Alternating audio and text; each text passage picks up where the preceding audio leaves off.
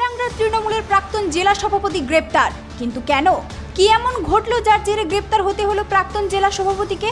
জানতে হলে দেখতে হবে আজকের সম্পূর্ণ প্রতিবেদন। নমস্কার বন্ধুরা, আপনারা দেখছেন voice of Bankura, presented by S sir physics, বাঁকুড়ার নাম্বার 1 ফিজিক্স একাডেমি।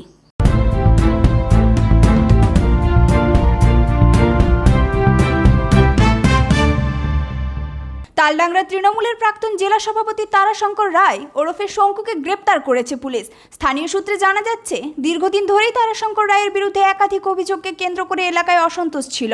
বিভিন্ন সময়ে তার বিরুদ্ধে ঝামেলা ও মারপিটে জড়িয়ে পড়ার অভিযোগও সামনে এসেছে। এর মধ্যে গতকাল কয়েকজনের সঙ্গে তারাশঙ্কর রায়ের বচসা ও হাতাহাতির ঘটনা ঘটে। পরিস্থিতি ক্রমশ উত্তপ্ত হয়ে ওঠে। এরপরই ঘটনায় হস্তক্ষেপ করে পুলিশ এবং গ্রেপ্তার করা হয় তৃণমূলের প্রাক্তন জেলা সভাপতিকে। দাদা কিসের জন্য আমার গ্রেপ্তার করলো?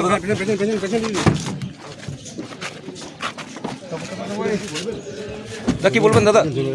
বচসা থেকে হাতাহাতি আর তারপরই পুলিশি পদক্ষেপ ও গ্রেপ্তার।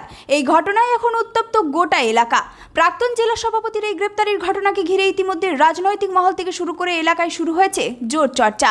তবে ঠিক কোন অভিযোগের ভিত্তিতে তাকে গ্রেপ্তার করা হয়েছে, গতকালের ঘটনার প্রকৃত কারণই বা কি, তা এখনো পুরোপুরি স্পষ্ট নয়। হ্যাঁ, আমি সকালে শুনলাম তৃণমূলের প্রাক্তন জেলা সভাপতি নাকি অ্যারেস্ট হয়েছেন। তো ওনার বিরুদ্ধে অনেকদিন থেকেই মানুষের জনরোষ ছিল, ওনার বিরুদ্ধে অনেকদিন থেকে অভিযোগ ছিল, ওনার সাথে মারপিট এইসব ব্যাপার সাথে উনি জড়িত ছিলেন। তো রিসেন্টলি কালকে কিছু ছেলের সাথে ওনার ঝামেলা হয়েছে, সেই পরিপ্রেক্ষিতে থানাতে কেস হয়েছে। তো পুলিশের মতো কাজ করবে, আইনের মতো চলবে। এখন তো আর অপশাসন নেই, যা আছে আইনে তাই হবে।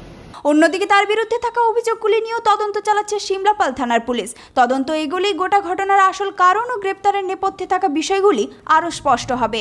এখন প্রশ্ন, কি ঘটেছিল গতকাল যার জেরে শেষ পর্যন্ত গ্রেপ্তার হতে হলো তৃণমূলের প্রাক্তন জেলা সভাপতিকে? সেই উত্তরই খুঁজছে পুলিশ। এখন পুরো ঘটনার দিকে চোখ রয়েছে গোটা এলাকার। দাদা কিসের জন্য গ্রেপ্তার করলো আপনাকে? দাদা কিসের জন্য গ্রেপ্তার করলো? এই ধরনের গুরুত্বপূর্ণ খবর সবার আগে পেতে আমাদের চ্যানেলটি সাবস্ক্রাইব করুন আর ভিডিওটি শেয়ার করতে ভুলবেন না। আপনার মতামত কমেন্টে জানান আর লাইক শেয়ার করে ভয়েস অফ বাঁকুড়ার পাশে থাকুন।